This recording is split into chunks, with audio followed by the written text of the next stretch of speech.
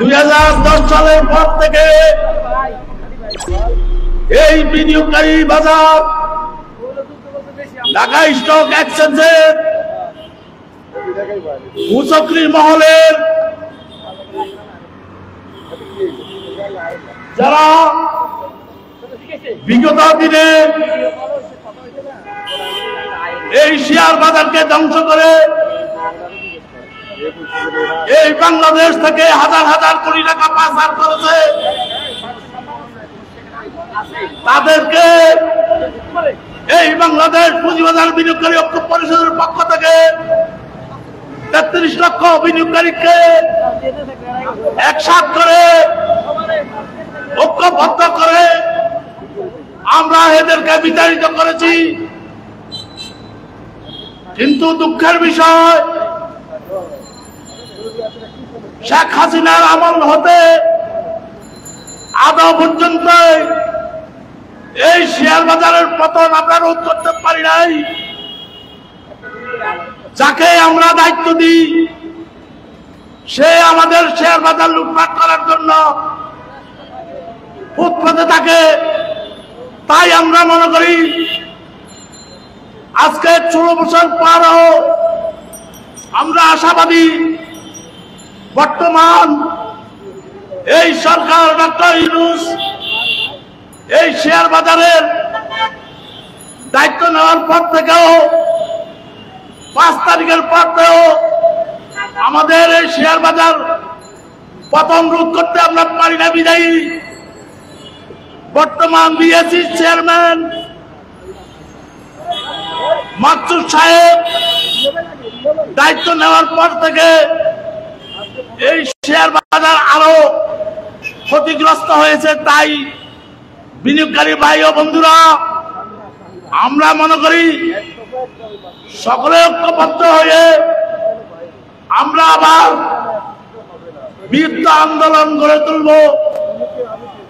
আজকে এই শেয়ার বাজার পতন রোধের জন্য আমরা মানববন্ধনের আয়োজন করেছি। প্রিয় বন্ধুরা, সবার দায়িত্ব মনে করে আমরা আজকের এই মানববন্ধনকে সফল করার লক্ষ্যে আমরা সকলেই একত্রিত হই, ঐক্যবদ্ধ হয়ে এই শেয়ার বাজারকে পতনে থেকে মুক্ত করার লক্ষ্যে আজকে কিছুক্ষণ পরে আমরা মানববন্ধন আরম্ভ করতে যাচ্ছি। আপনারা এদিক সেদিক ঘুরে বেড়া না করে আসুন, ডিএসির সামনে আমরা মিলিত হই। ওই 2010 সালে যে আন্দোলন আমরা গড়ে তুলেছি, আবারও বাংলাদেশ পুঁজিবাজার বিনিয়োগকারী ঐক্য পরিষদের পক্ষ থেকে নেতৃত্বে আমরা এই শেয়ার বাজারকে পতন রোধ করতে ইনশাআল্লাহ আমরা পারবো মনে করি। প্রিয় ভাই বন্ধুরা, আপনারা ক্ষতিগ্রস্ত, আমরা ক্ষতিগ্রস্ত। তাই আমরা সান্ডা মাকসুদকে যেই কোনো অবস্থায় পদত্যাগ করানোর লক্ষ্যে আমরা সবাই ঐক্যবদ্ধ হই। প্রিয় বিনিয়োগকারী ভাই বন্ধুরা, আমরা মনে করি এই সান্ডা মাকসুদ বিভিন্ন লোকের মাধ্যমে টাকা কালেকশন করতেছে, 92,000 কোটি টাকা আবারও এই শেয়ার বাজার থেকে লুটপাট হয়েছে। আমরা মনে করি এখনো সময় আছে, এখনো সময় আছে। আমরা সকলে ঐক্যবদ্ধ হয়ে এই শেয়ার বাজার রোধের জন্য আমরা চেষ্টা করে যাব। আসুন, 10-এর লাঠি 1-এর বোঝা। আজকে আমাদের বিনিয়োগকারী আত্মাহুতি দিয়েছে। এই বিনিয়োগকারীকে দেখার জন্য বর্তমান কেউ নেই।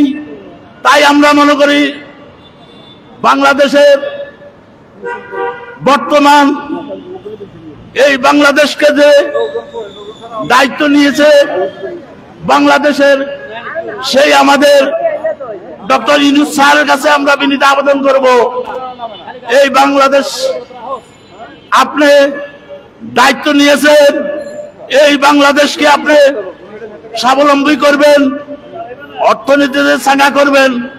তাই আমরা মনে করি পাশাপাশি আমাদের পুঁজিবাজারকে আপনি দেখেন, পুঁজিবাজারের উন্নয়নের লক্ষ্যে আপনি কাজ করুন। এটা আমাদের আমরা বিশেষ অনুরোধ জানাচ্ছি। তাই আসুন আমরা ৩৩ লক্ষ বিনিয়োগকারী একসাথ হয়ে ঐক্যমতের ভিত্তিতে এই শেয়ার বাজার বাঁচানোর লক্ষ্যে আমরা কাজ করে আসছি এবং কাজ করে যাব। যতদিন পর্যন্ত এই শেয়ার বাজার থেকে লুটপাটকারীকে উৎখাত না করতে পারি, ততদিন পর্যন্ত আমরা আন্দোলন সংগ্রাম গড়ে তুলব ইনশাআল্লাহ। আমরা মাঠে আছি। আমরা মনে করি এই মাকসুদ তোর পদত্যাগ না হওয়া পর্যন্তই এই শেয়ার বাজার ভালো হবে না। বিভিন্ন স্টক হোল্ডারদের মাধ্যমে হাজার হাজার কোটি টাকা লুটপাট করতেছে এবং তাদেরকে জরিমানা করে এই জরিমানার টাকাগুলা কোথায় যাচ্ছে? এই যারা জরিমানার টাকা দিয়ে যদি শেয়ার বাইব্যাক করে তারপরও শেয়ার ইনশাল্লাহ পড়তো না, কিন্তু এই শেয়ারের টাকাগুলো কই যায়? এই ক্ষতিপূরণের টাকাগুলো কই যায়? তাই আমরা মনে করি মাকসুদ সাহেবকে, এই সান্ডা মাকসুদ, তুই যদি একটুখানি লজ্জা থাকে তাহলে তার পদত্যাগ করা উচিত। দফা ১ দাবি ১ মাকসুদের পদত্যাগ, মাকসুদের পদত্যাগ। দফা ১ দাবি ১। বিনিয়োগকারী কবরে, মাকসুদ কেন বাহিরে? মাকসুদ কেন বাইরে? বিনিয়োগকারী কবরে, বিনিয়োগকারী কবরে, মাকসুদ কেন বাহিরে? সান্দানা মাকসুদ, সন্ন্য সন্ন্য সান্দানা মাকসুদ, সন্ন্য সন্ন্য, মাকসুদ কেন বাইরে? বিনিয়োগকারী কবরে। স্বৈরাচারের ঠিকানা এই বাংলা হবে না, এই বাংলা হবে না। স্বৈরাচারের ঠিকানা স্বৈরাচারের ঠিকানা এই বাংলায় হবে না। বিনিয়োগকারী ভাই ভাই, রাজপথ ছাড়ি নাই, তুমি কে আমি কে? বিনিয়োগকারী বিনিয়োগকারী, বিনিয়োগকারী বিনিয়োগকারী, তুমি কে আমি কে? বিনিয়োগকারীর কিছু হলে বলবে আগুন ঘরে ঘরে, চলবে আগুন করে করে। বিনিয়োগকারীর কিছু হলে দফা ১ দাবি ১ মাকসুদের পদত্যাগ, মাকসুদের পদত্যাগ। দফা ১ দাবি ১। স্বৈরাচারের ঠিকানা এই বাংলায় হবে না।